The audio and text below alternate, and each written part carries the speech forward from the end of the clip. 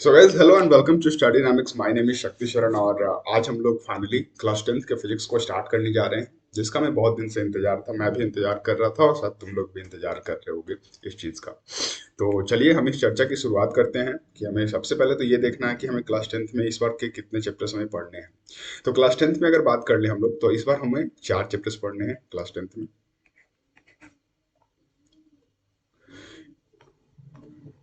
Total जो chapters पढ़ने हैं हमें वो पढ़ने हैं 4, जिसमें से एक है हमारा इलेक्ट्रिसिटी।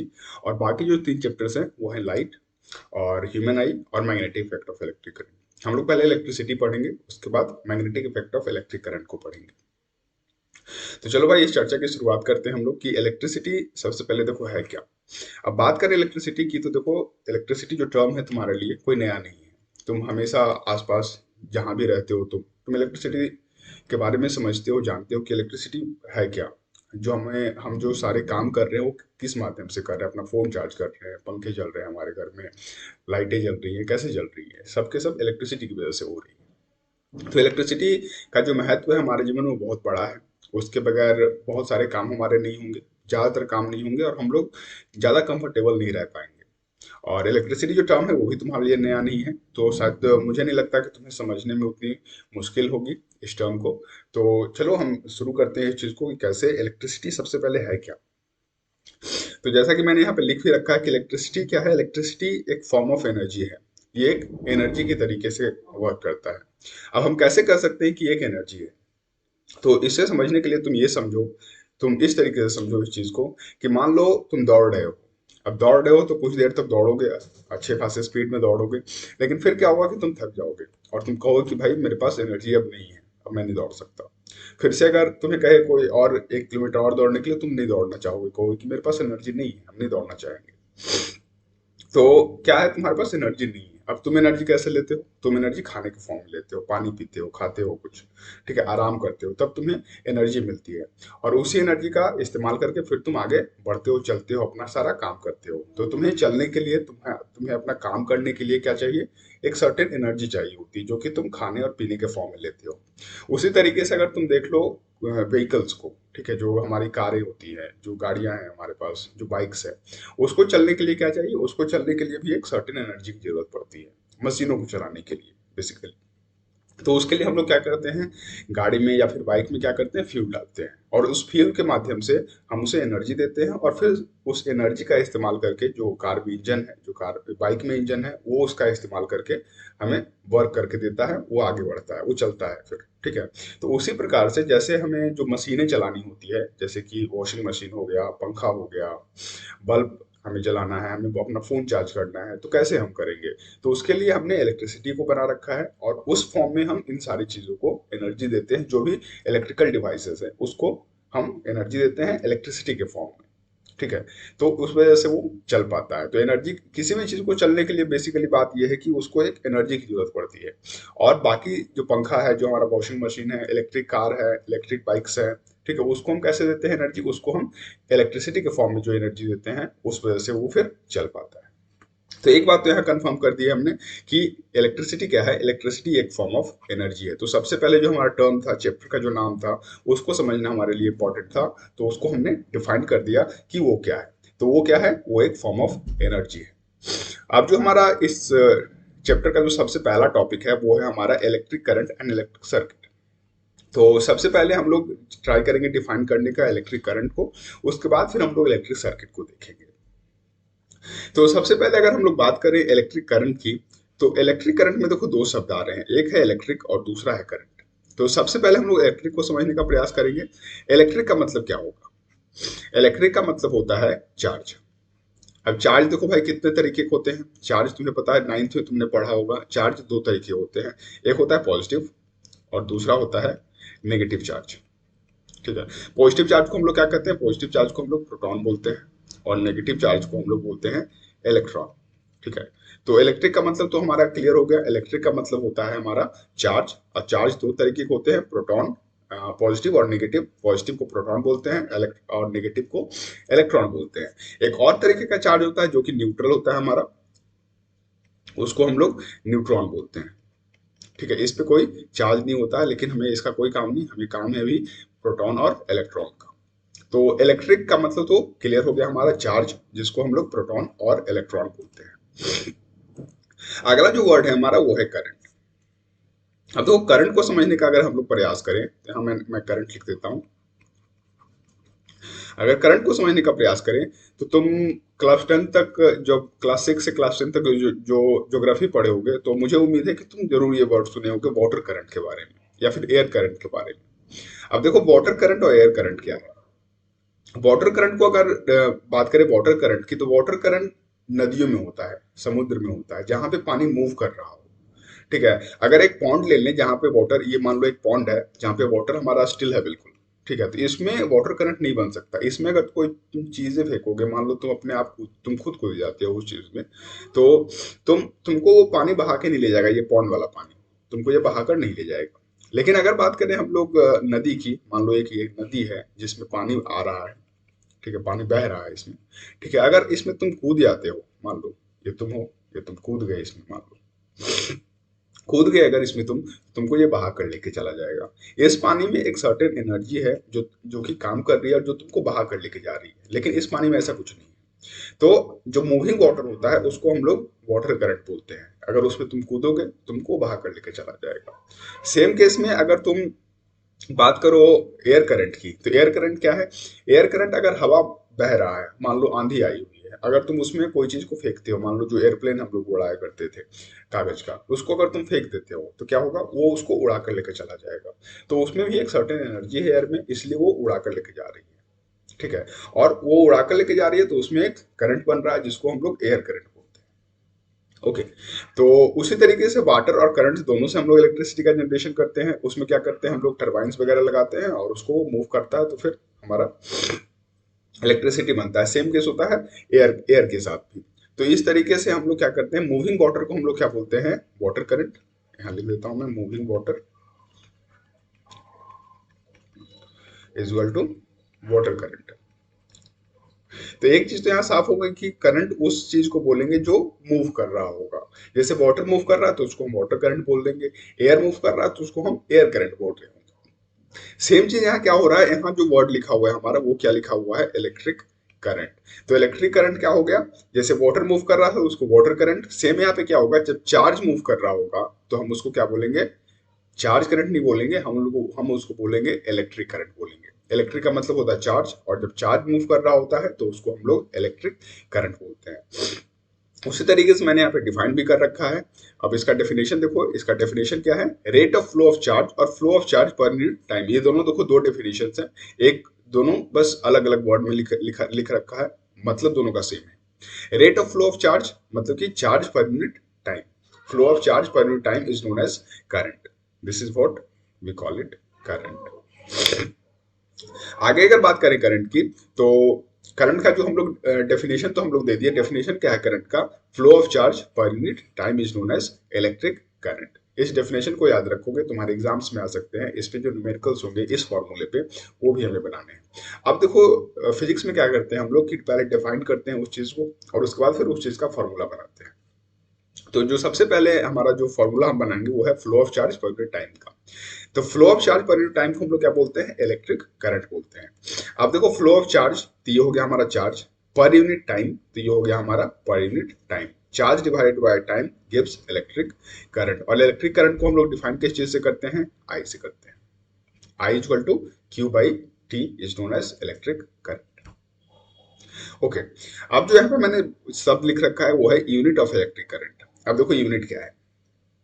तुम जब भी कुछ सामान खरीदने जाते हो बाजार, ठीक है, मान लो तुम दूध खरीदने गए, ठीक है, तो तुम बोलो कि दूध दीजिए, तो दूध वाला पूछेगा कि हाँ भाई कितना चाहिए। तो तुम ऐसे नहीं बोल सकते हो कि 1 केजी चाहिए, ठीक है।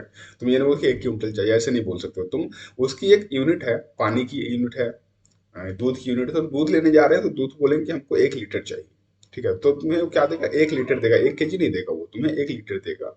सेम अगर तुम जाओगे मांगने, मान लो चावल लेने जा रहे हो, ठीक है, तो तुमसे वो पूछेगा कि तुम बोलोगे चावल चाहिए, तो वो पूछेगा कितना चाहिए, ठीक है, वो पूछेगा ग्राम में चाहिए, 100 ग्राम चाहिए, 1 केजी चाहिए, क्विंटल चाहिए, कितना चाहिए। तो तुम उसको बताओगे, अगर तुम बोल दोगे कि 1 लीटर चावल चाहिए, ठीक है, तो तुम नहीं देगा वो तुमको 1 लीटर चावल, वो नहीं दे सकता उस चीज में।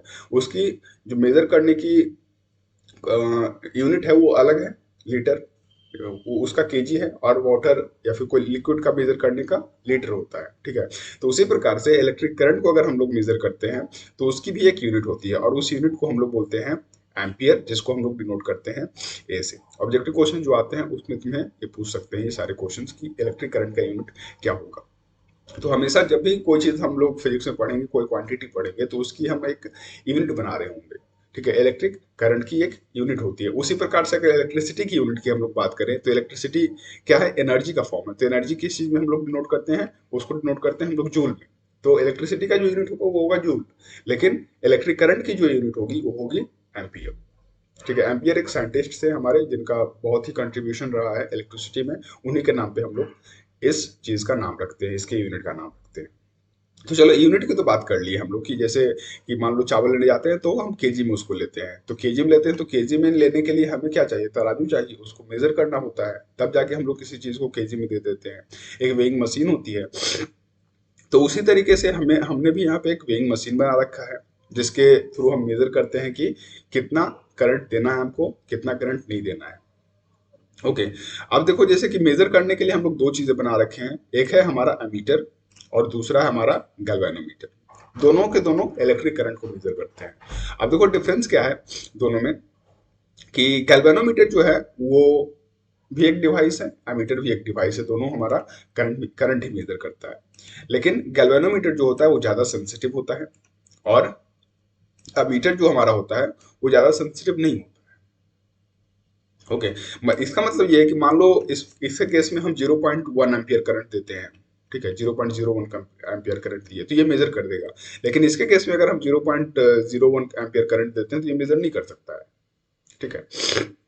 ये क्या है, ये डायरेक्शन ही बताता है, ये डायरेक्शन नहीं बताता है। ऊपर से एक और चीज, गैल्वेनोमीटर जो है वो सिर्फ डीसी करंट को मेजर करता है, मेजर्स डीसी करंट। लेकिन एमीटर जो है हमारा वो एसी करंट को मेजर करता है,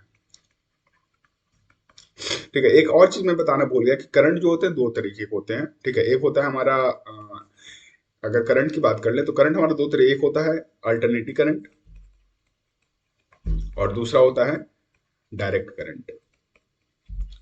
अल्टरनेटिंग करंट देखो जो घर में हमारा आ रहा है, ठीक है, वो है अल्टरनेटिंग करंट जो घर में हमारा आता है। और जो हम बैटरी से निकालते हैं, जो कार की बैटरी है या फिर और जो घर में तुम्हारे बैटरीज हैं, उसमें जो करंट निकलता है वो डायरेक्ट करंट निकलता है। इसको तुम छूओगे तो तुमको कुछ फील नहीं होगा, लेकिन इसको छूओगे तो झटका मारेगा, ठीक है, और मिजाज ठंडा कर देगा, तुम्हारा मिजाज जो होता है ठंडा कर देता है बिल्कुल, ठीक है। तो ये हमारा अल्टरनेटिंग करंट, ये है डायरेक्ट करंट, ठीक है। तो ये तो बात कर ली हम लोग मेजर करने की कि करंट को हम लोग मेजर कैसे कर सकते हैं। तो डायरेक्ट करंट को मेजर करने के लिए गैल्वेनोमीटर है हमारे पास, और अल्टरनेटिंग करंट को मेजर करने के लिए हमारे पास एमीटर है। अब देखो एमीटर और गैल्वेनोमीटर दिखता कैसा है, अगर तुम क्लास 10 में फिजिक्स के लैब में जाते हो तो तुम्हें ये सारी चीजें मिल जाएगी देखने को, ठीक है। ये यहाँ पे देखो उल्टा हो गया है, बस इसको भूल जाओ, ये उल्टा हो गया पूरा का पूरा, ठीक है।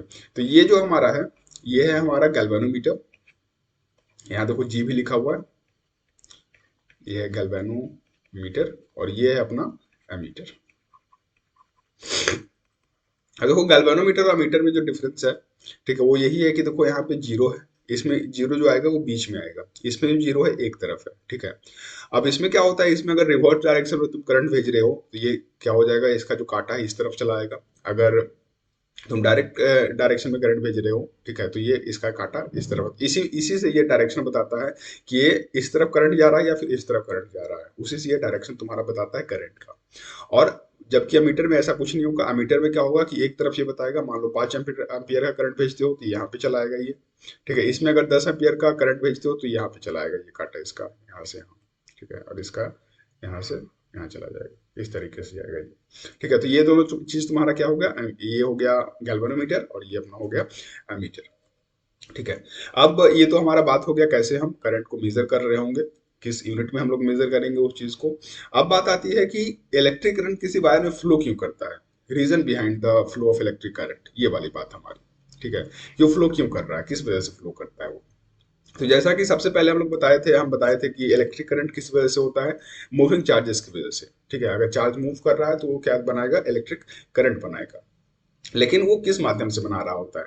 जब इलेक्ट्रॉन की डिस्कवरी नहीं हुई थी, जब जे थॉमसन ने इलेक्ट्रॉन की डिस्कवरी नहीं की थी, तब तक हम लोग ये मानते थे कि जो हमारा इलेक्ट्रॉन है, वो जो हमारा करंट है, वो किस वजह से है, वो है हमारे प्रोटॉन के फ्लो की वजह से, पॉजिटिव चार्जेस के फ्लो की वजह से।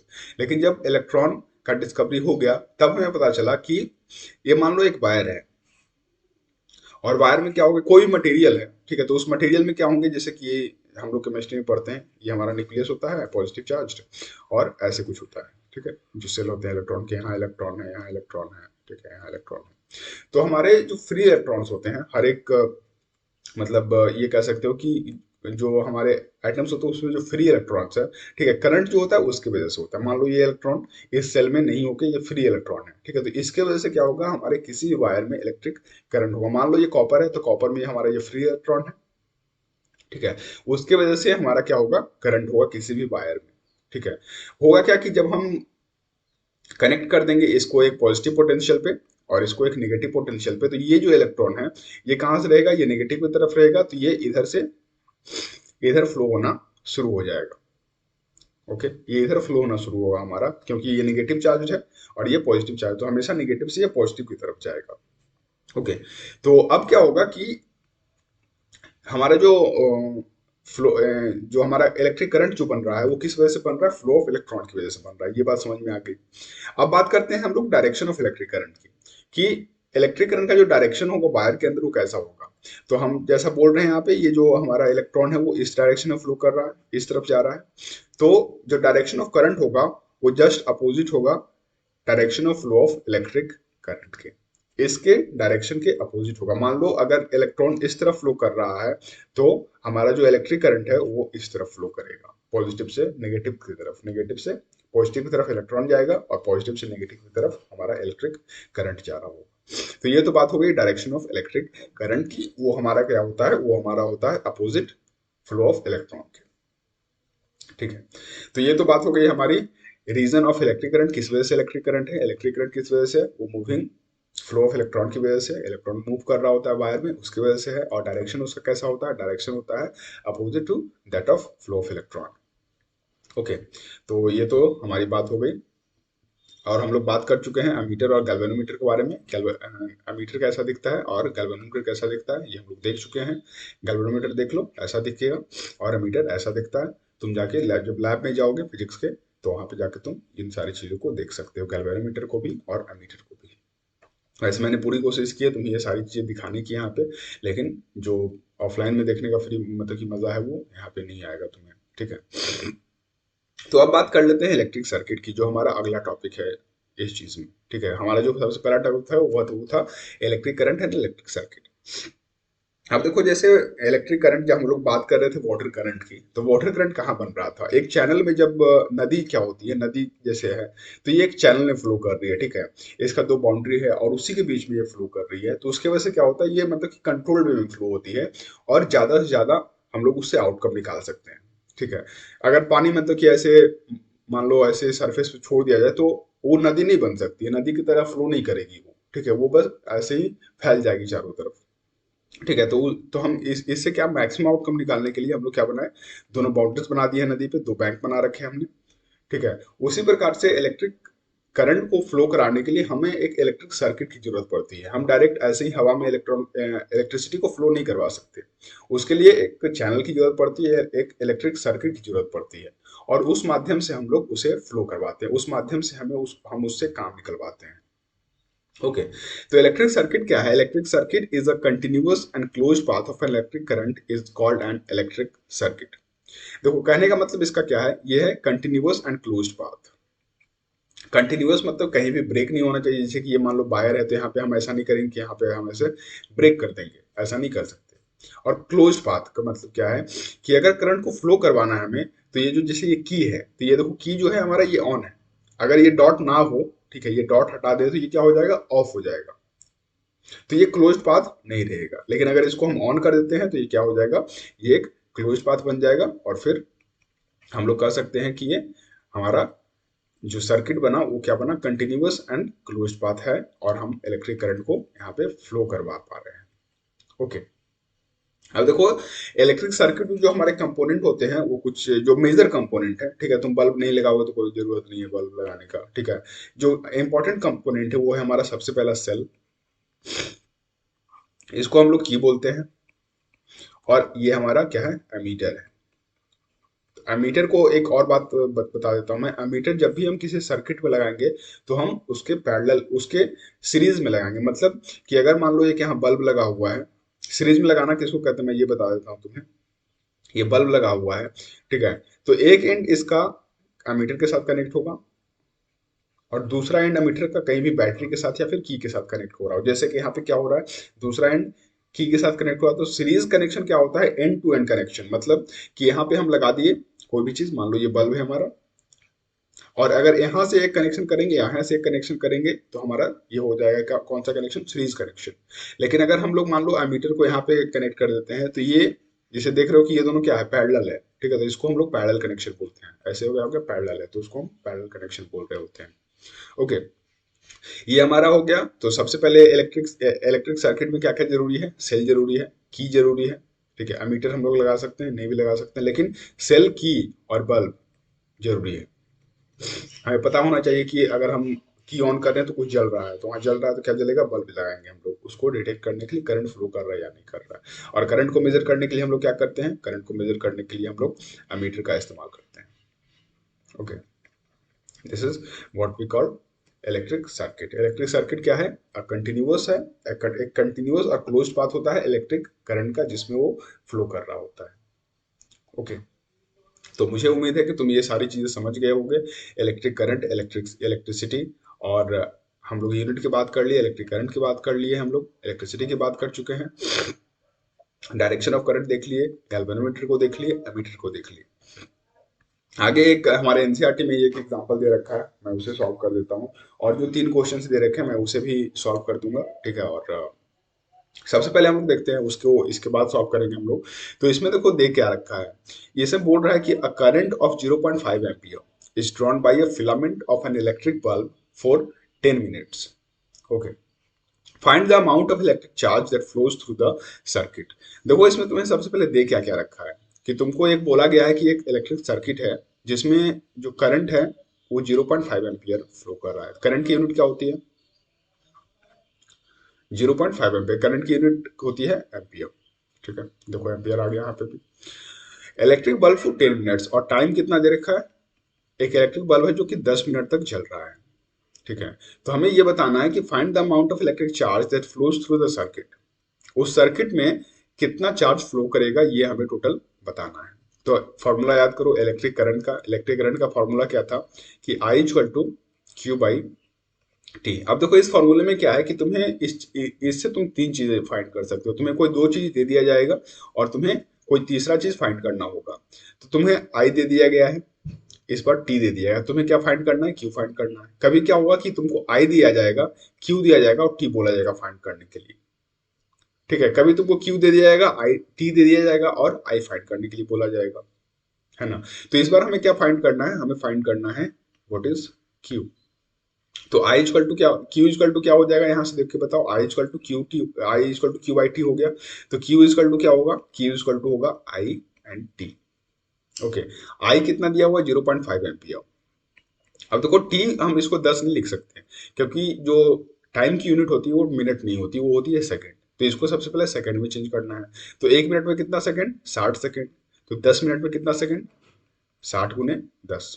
तो इसको हम लोग कर देंगे 60 गुने 10 मतलब 600। तो इसको अगर हम लोग कर दें सिंप्लीफाई तो ये नीचे आ जाएगा 10, तो 5 दूनी 10 और 2 को करेंगे तो ये 300 आ जाएगा। मतलब कि जो हमारा चार्ज हो गया वो चार्ज कितना हो जाएगा, 300 कूलम। ये बात तो पता ही होगा कि कूलम जो चार्ज का यूनिट होता है वो होता है कूलम, सी से हम लोग इसको डिनोट करते हैं, और टाइम का यूनिट होता है सेकंड। तो एक और यूनिट हम लोग बना सकते हैं इलेक्ट्रिक करंट की, आई इक्वल टू क्या होता है, कूलम पर सेकंड। इसको अगर ऐसे कर देते हैं ये होता है हमारा कूलम पर सेकंड, ये हमारी यूनिट है इलेक्ट्रिक करंट की। तो ये गाइस हमारा समाप्त होता है यहीं पे, ठीक है। हम जो हमारा एग्जाम्पल दिया था वो हमने सॉल्व कर दिया। आगे हम किसी और वीडियो में शायद या फिर इसी वीडियो में हम अंत में लगा देंगे वो चीज़ को कि जो हमारे 3 क्वेश्चंस दे रखे हैं उसको हम लोग कैसे सॉल्व करेंगे। हालांकि वो थियोरेटिकल क्वेश्चंस है, मैं तुम्हें ये पीडीएफ भी दे दूंगा पूरा का पूरा, और वहां से भी तुम ये सारी चीज़ों को देख सकते हो कि कैसे हम लोग इस चीज़ को सॉल्व किए। ठीक है, तो इसी के साथ हम लोग इस चर्चा को का अंत करते हैं, शुरुआत नहीं करते हैं अब। ठीक है, अगले वीडियो में फिर से मिलेंगे जहाँ पे हम लोग पोटेंशियल डिफरेंस को देख रहे होंगे। और बाकी जो हमारा बायो का वीडियो है और केमिस्ट्री का वीडियो है, रोहित कर रहे हैं वो उस चीज़ को, और वो भी वीडियोस हमारे मंडे से या फिर संडे या मंडे से आना शुरू हो जाएगा। तो तुम पूरा साइंस हमारा यहाँ पे कंप्लीट होगा, उसके बाद फिर मैथमेटिक्स भी हम लोग यहाँ पे कर रहे होंगे। देखते हैं कितना हम लोग मैथमेटिक्स को कर पाते हैं। तो गाइज आप हमें सब्सक्राइब करें, ठीक है, हमारे वीडियोस को लाइक करें, और आपके कमेंट्स का इंतजार रहेगा हमें। और हम देखते हैं कि आगे हम लोग अपने वीडियोस में क्या क्या सुधार कर सकते हैं और क्या क्या हम लोग ऐड कर सकते हैं। So guys till then, thank you and good bye.